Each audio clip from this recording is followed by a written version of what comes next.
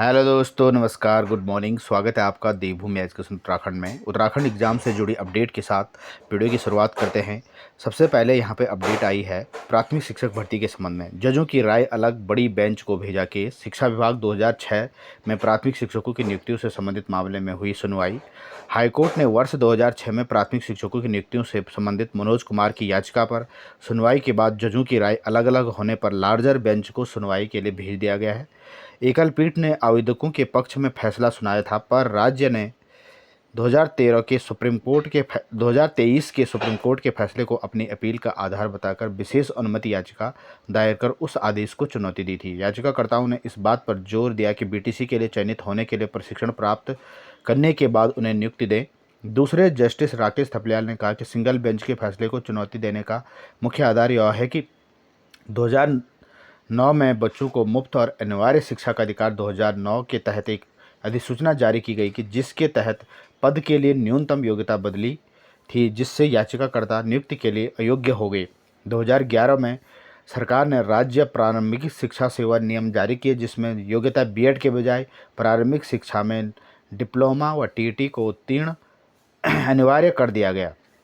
राज्य सरकार ने अपने शपथ पत्र में कहा कि याचिकाकर्ताओं ने अनिवार्य योग्यताओं में टीईटी को पास नहीं किया है, उनकी उम्र भी अधिक है। और जस्टिस थपलियाल ने कहा कि सुरक्षा केवल उन लोगों को दी गई थी जो पहले से नियुक्त थे। इस शर्त के अधीन वह ब्रिज कोर्स के लिए अहर्ता प्राप्त करेंगे, जिसे राष्ट्रीय अध्यापक शिक्षा परिषद एनसीटी ने डिजाइन किया जाएगा। एनसीटी द्वारा डिजाइन किया जाएगा।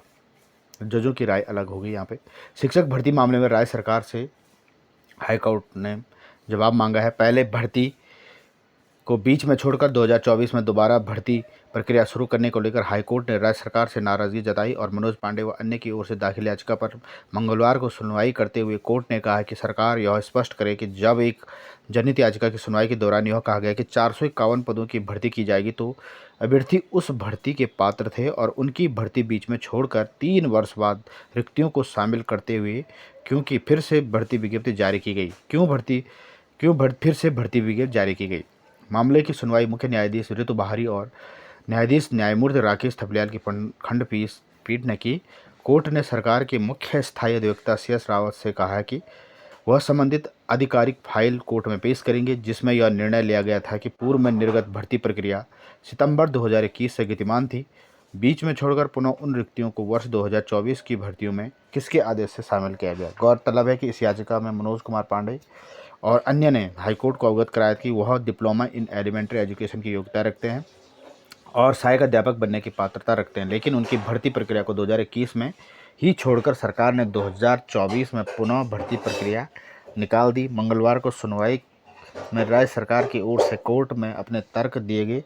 इस पर उच्च न्यायालय ने मुख्य स्थायी अधिवक्ता से पूछा कि वह यह स्पष्ट करे कि पुरानी भर्ती में बीएड धारकों को बाहर करके योग्य अभ्यर्थियों का चिन्हीकरण कर आगे की कार्रवाई क्यों नहीं की जा सकती है।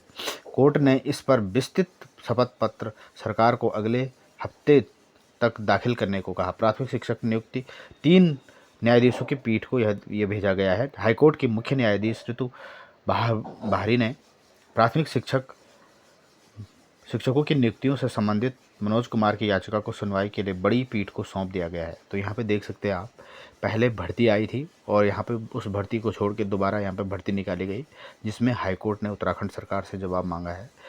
सहायक शिक्षक भर्ती मामले में सरकार स्थिति स्पष्ट करे। हाईकोर्ट ने सहायक शिक्षक भर्ती मामले में दायर याचिका पर सुनवाई की और पूरी प्रकरण पर सरकार को स्थिति स्पष्ट करने के लिए कहा है। 451 की भर्ती बीच में छोड़कर दोबारा करने पर सवाल उठाए हैं यहाँ पे।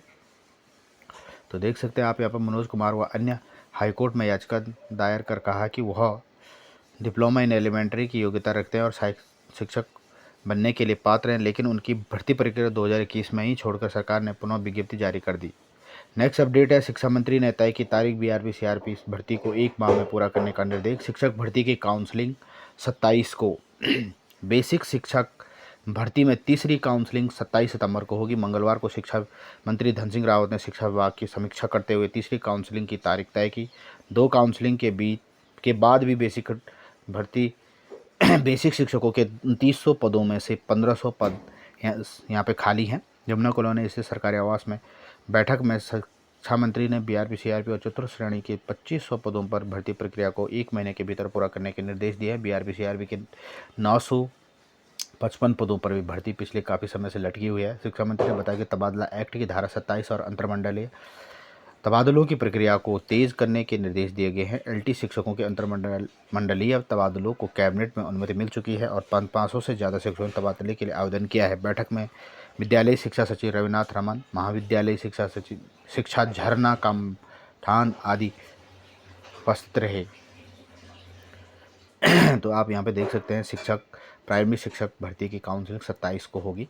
तो ये आज की प्राइमरी शिक्षक भर्ती से जुड़े आपने कुछ केस देखे और यहाँ पे भर्ती की काउंसलिंग के संबंध में आज की वीडियो थी। Thanks for watching video. नमस्कार।